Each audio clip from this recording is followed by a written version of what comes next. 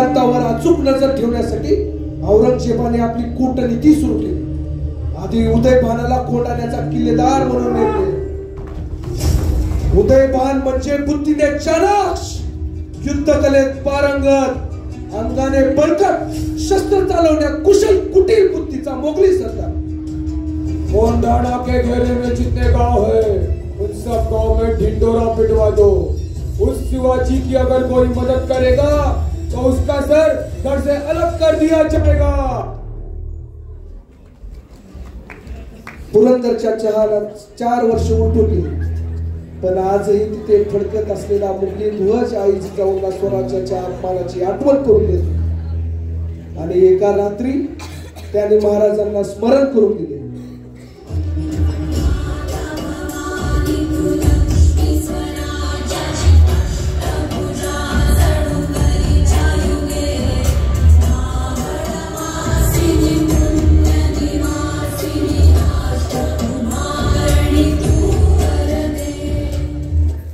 अभेद्य भिंती, मजबूत तटबंदी, पुण्याकडे तोंड करून असलेला कोंढाणा जर स्वराज्यात आला तर ताकद आपली, पण शत्रूच्या ताब्यात आहे हे सर्वात मोठं संकट. हे गड किल्ले म्हणजेच मराठी फौजेची ताकद. आम्ही जाणून आहोत आऊसाहेब. कोंढाणा गेल्यापासून स्वराज्याचा एक हात निखळल्यासारखा झालाय. कोंढाणा स्वराज्यात परत आणावा लागेल शिवबा. सह्याद्रीला धोक्यातून बाहेर काढावंच लागेल. स्वराज्याच्या लक्ष्मण रेखा म्हणजे हे आपले गड किल्ले. आणि म्हणूनच आम्ही ठरवलंय की या मोहिमेचं नेतृत्व आम्ही स्वतः करू. बैठक उठताच शिवरायांनी लागलीच मोहिमेच्या तयारीला सुरुवात केली. जवळपास 5000 मावळ्यांची फौज उभा झाली. गोळा बारूद भट्टी मधून उलटू लागला. तलवारीच्या पातीला धार लागली. आता फक्त उशीर होता तो राजांच्या हुकुमाचा. बैठक बसली होती. सर्व मातब्बर सरदार महाराजांना मोहिमेचे नेतृत्व करण्यापासून रोखत होते. अहो राजे, आमचे उभे आयुष्य कोंढाण्यावर गेले. आम्हाला कोंढाण्याचा कणान कोपरा ठाऊक आहे. तुम्ही नेतृत्व करण्याचा हट्ट सोडा आणि निशंक व्हा. होय पंत, तुमच्या कर्तृत्वावर आम्हाला विश्वास आहे. पण आऊसाहेबांना आम्ही शब्द दिलाय, म्हणून आम्हीच नेतृत्व करू. अहो राजे, तुमच्या एका शब्दावर आम्ही खस्ता व्हायला तयार नाही. या मातीचं पान फेडण्याची वेळ आता आमची. आणि जर तुम्हाला आमच्यावर विश्वास नसेल तर तानाजीरावांना दाडा, पण तुम्ही अजिबात जायचं नाही. तुमच्यासारखी माणसं आम्हाला परत परत मिळणार नाहीत. कंक शोधून देता का आम्हाला बाजी प्रभू देशपांडे? भेटतील का दुसरे मुरारजी बाजी? पंत सापडतील का आम्हाला एखादे बाजी काका पासलकर? एकदा रत्न गळाले ते गळाले, त्या ऐसे पुन्हा मिळत नाही. समजा देव न करो पण तानाजीराव उद्या मोहिमेला गेले आणि काही बरं वाईट झालं तर भेटतील का आम्हाला दुसरे तानाजी? नसताना सौता राजा आमचं नाव घेताय.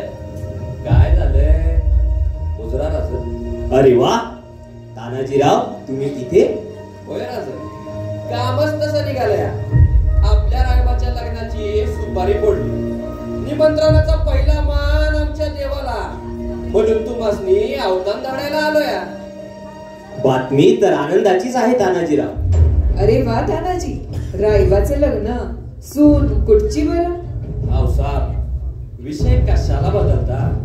आपल्या लेकरा संग असं वागत्यात होय? तानाजीराव, आता तुम्हीच सांगा आऊसाहेबांना. जे 23 किल्ले आम्ही गमावले ते परत जिंकण्याचा निर्धार आम्ही केला आहे. आणि सुरुवात कोंढाण्यापासूनच. अहो राजा, आऊसाहेब बोलत्यात ते बरोबरच आहे. आम्ही सर्व इथं असताना तुम्ही मोहिमेला जायचं आणि आम्ही पंक्तीत बसून जिल्ब्या उठवायच्या काय? तानाजीराव, पण तुमच्या घरी मंगल कार्य असताना आम्ही तुम्हाला मृत्यूच्या दारी कसं पाठवावं? सौराज्यापरी सारखी मंगल कार्य त्यांचं. ओठांवर या मुठमुठ मिशा, या परत्या एवढ्या छात्या, ही मजबूत मनगट कशाला मिशाला पीळ मारायचा राज? कशाला? पण तानाजीराव, रायबाचं लग्न का माझ्या लेकाचं लगीन सौराज्याहून महत्वाचं आहे का भगव्यापेक्षा मोठं आहे? प्रत्येक सुखापेक्षा मोठा आहे स्वराज्य. कोंढाण्याचं पान तर म्याच उचलणार. पण तानाजी, बस ठरला आता कोंढाणा घेईस्तवर माझ्या घरचं मंगल कार्य होणार नाही.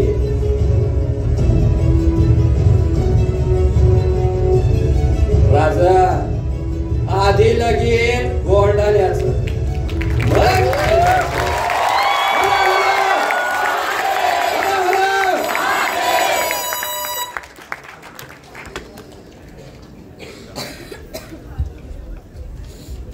तानाजींनी कोंढाण्यावर जायचा निर्धार केला होताच, पण तिकडे उदयभानाच्या मनात काहीतरी वेगळं झालं.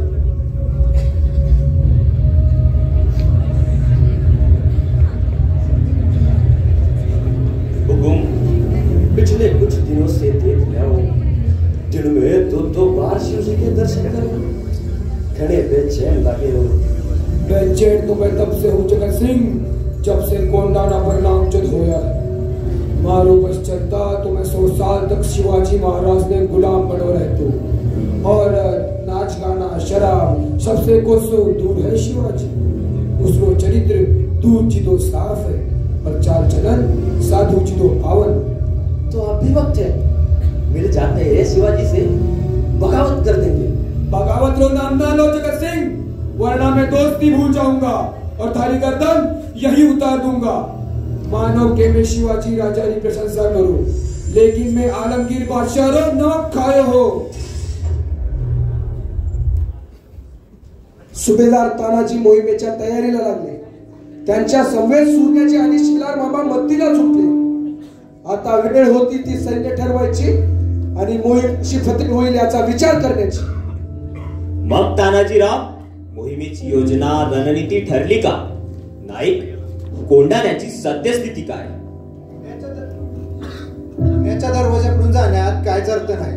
मावळ तिकडे असलेल्या सोसायटीचा बुरुज आणि कलावंतीचा बुरुज यामध्ये तटबंदी नाही, आणि तिथं आहे डोनागिरीचा काढा. त्यावरून तुम्हासनी जायचं. एवढं समज होत असताना गनिम सावध होण्यामध्ये झालं. सांगतो. खाईच्या घाट वाटेवर खिसऱ्याच्या अलीकडे डोंगराच्या माथ्यावर उजव्या हाताच्या टेपाखाली एक घळ आहे. त्याखाली गच्च रान आहे. नाही, आपण तिथून बऱ्याच वेळेस गेलो आहोत. तिथून गनिमांना आपण दिसणार नाही. फक्त 800 गडी द्या, आणि अष्टमीच्या रात्री जर कोंढाण्यावर भगवान नाही फडकवला तर नाव तानाजी नाही हो. कोंढाणा अजिंक्य एक तर बेताचा रस्ता आणि डासळणार होता, आणि रान इतकं दाट की सूर्याची किरण बी जमिनीवर टेकनात. फक्त 800 गाड्यासनी घेऊन कोंढाणा हाती यायचा नाही तानाजीराव. अहो नाही, कशाची फिकर करता? आपला एक मावळा त्या 100 मोगलांच्या बरोबरीचा आहे. तानाजी, फक्त 800 मावळ्या समवेत गड घेणं कसं शक्य आहे? किमान 2000 सैन्य लागेलच. कोंढाण्याचं गड चढणं काही येड्या गवळ्याचं काम नव्हतं, आणि त्यात बी यो आगतीचं नक्षत्र आहे. 800 मावळं लई झालं.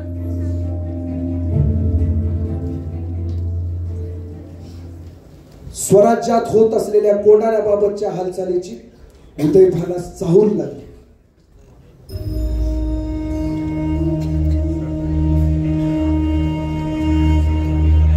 मराठे आएंगे तो रात में आएंगे, इसलिए हमें चांद की तरफ ध्यान रखना होगा.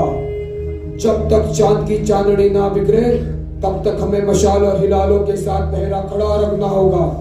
याद रखना, इस लड़ाई में चांद हमारा दोस्त होगा. हुजूर, यहाँ पहरा नहीं लगाओगे? तुम्हें लगता है यहाँ से कोई आएगा? यहाँ से आने की कोशिश वही कर सकता है जिसने अपने सर पे कफन बांध रखा हो. यहाँ से या तो हवा आ सकती है या मौत. कौन करेगा ये जरूरत? समझे?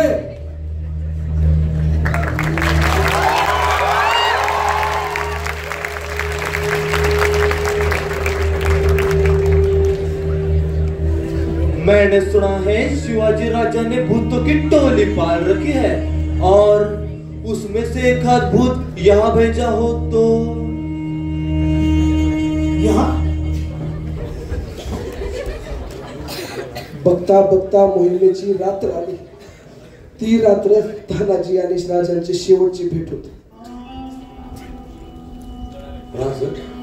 सांभाळू. मामला कोंढाण्याचा आहे. म्या तुम्हासनी सबूत देतो राजन. आमच्या प्रेतांच्या पायऱ्या रचायला लागल्या तरी चालतील, पण आऊसाहेबांची पाय कोंढाण्याच्या दगडी पायटाला लागायलाच हवी. असं अभद्र काय बरं बोलायचं ते. हर मोहिमेत तुमच्यासारखं सोनं कुठवर उतरायचं आम्ही. माती मौल होता आजवर ते सोनं. तुमची आणि आऊसाहेबांची देखी पडली तेव्हाच त्याला जळाली आली. आता तुम्हीच सांगा, हे सोनं स्वराज्यावर नाही तर कुठं उधळायचं? आम्ही स्वराज्याचे स्वप्न पाहिले ते तुम्हा सर्व सवंगड्यात सवे. तुमच्याशिवाय मिळणार असेल तर आम्हाला स्वर्गाचा इंद्रपदही नको. आणि जर तुम्ही सोबत असाल तर मला या सह्याद्रीचा काळा कातळ ही सिंहासनासारखा आहे. कातळ कशाला राजे? लई वेळा स्वप्नात तुम्हाला सोन्याच्या सिंहासनावर बसलेलं बघितलं, आणि समजे बादशाह तुमच्या समोर असा आदबीनं मान झुकून उभे आहेत. ते पाहू नंतर. पण तानाजीराव विसरू नका, आमच्या पुतण्याचं लग्न आहे. बाजी मुरारबाजी प्रमाणे झुंज गाजवाच. पण काहीही झालं तरी तानाजीराव परत या. जाऊन कुठे जाणार नाही. जुसात पोटाला दावा जरी साधला तरी या राजगडाला माथ्या टेकला बगैर वरचा रस्ता धरायचा नाही. म्या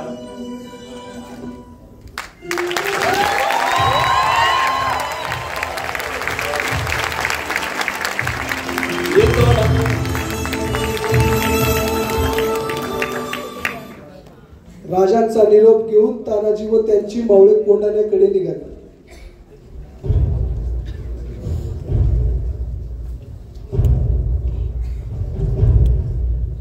आपण इथं 800 आणि गडावर 2000 मुघल. शेलार मामा सूर्याजी 500 मावळ्यांसोबत कल्याण दरवाजातून आत येणार आणि बाकीचे 300 माझ्यासोबत गड चढणार. सुभेदार, अहो योगड कसा चढायचा? इतक्या उंच गडावर चढण्याआधीच जीव टाकत्याल मावळ.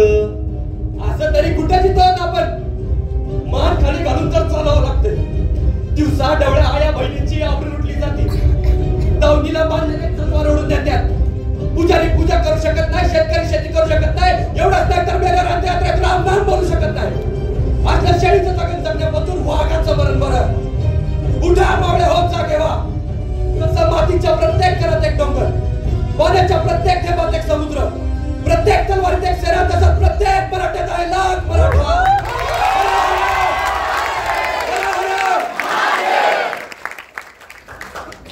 हर हर महादेवाचा जयघोष करत घोरपडे बंधू वाऱ्याप्रमाणे सरसर गड चढले. खाली दोरखंड फेकले आणि सर्व मावळे गडावर पोहोचले. निश्चितपणे पहारा देत असलेल्या मुघल सैनिकांनी मावळ्यांना पाहिले आणि त्यांच्या मनात धडकीच बसली. एकच गोंधळ सुरू झाला. सूर्याजी व शेलार मामा कल्याण दरवाजातून आत आले आणि गडाच्या कानाकोपऱ्यातून जय भवानी जय शिवाजी हा नाद घुमू लागला. हे सर्व ऐकून आलिशान कक्षात आराम कसलेला असणारा उदयभान धावत आला व येतात तानाजी व त्याचा अंगसांग सुरू झाला.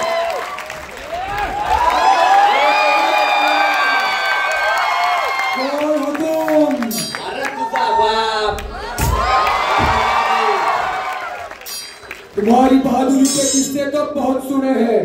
बादशाह की पनाह में आ जाओ, तुम्हें तोहफों में जहागीर मिलेगी, राजा की जिंदगी मिलेगी, राजा की. अरे वाट एक कोणाला घालतो? शिवरायांचा मावळा आम्ही. हा भगवा सोडून कोणा पुढं झुकत नाही. और आज शुरुआत तुमसे. तू काय संपवणार आम्हाला? ये तुला धावतो.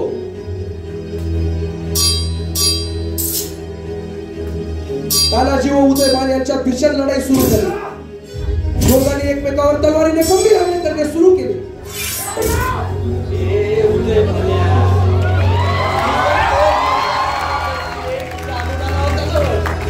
तेव्हा मी राजांनी हेच सांगितलं होतं का हिंदू राजा म्हणून जर आला असेल तर अख्खी दक्कन जिंकून देतो. पण त्या औरंगजेबाचा चाकर बनून आला असेल आमच्या तलवारीचा सामना चाकरीच करायला आला होता, चाकरीच.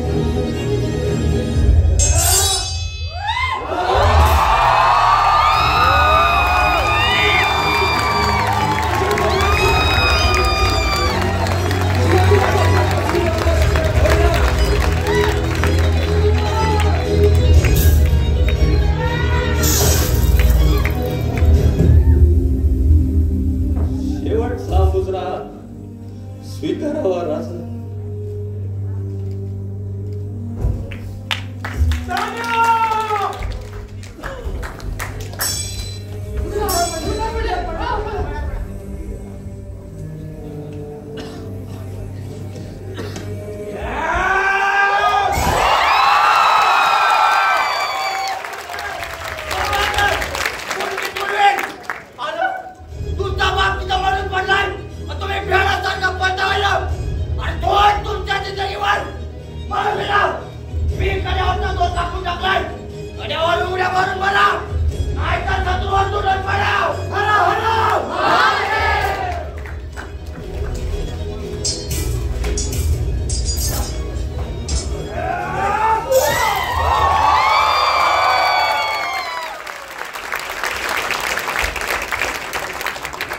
अशा प्रकारे कोंढाण्याची मोहीम फत्ते झाली. ही खबर कळताच महाराजांनी कोंढाण्याकडे प्रस्थान केले. आम्ही आलो तरी सिंग तुताऱ्या नाहीत, मावळ्यांच्या चेहऱ्यावर हसू नाही, कोणीच आमच्या नजरेला नजर देत नाही. निदान तान्या तरी यायला हवा होता स्वागताला, म्हणायला हवा होता येऊन, राजे कोंढाण्याचं लगीन वाजलं बरं का. माझा ताना गेला राजा. ताना उठ, ताना उठ. मामा सूर्या, जो गेला तो शिवाजी आणि जो राहिला तो तानाजी असं समजा. मामा गड आला मामा, पण माझा शिव गेला हो मामा.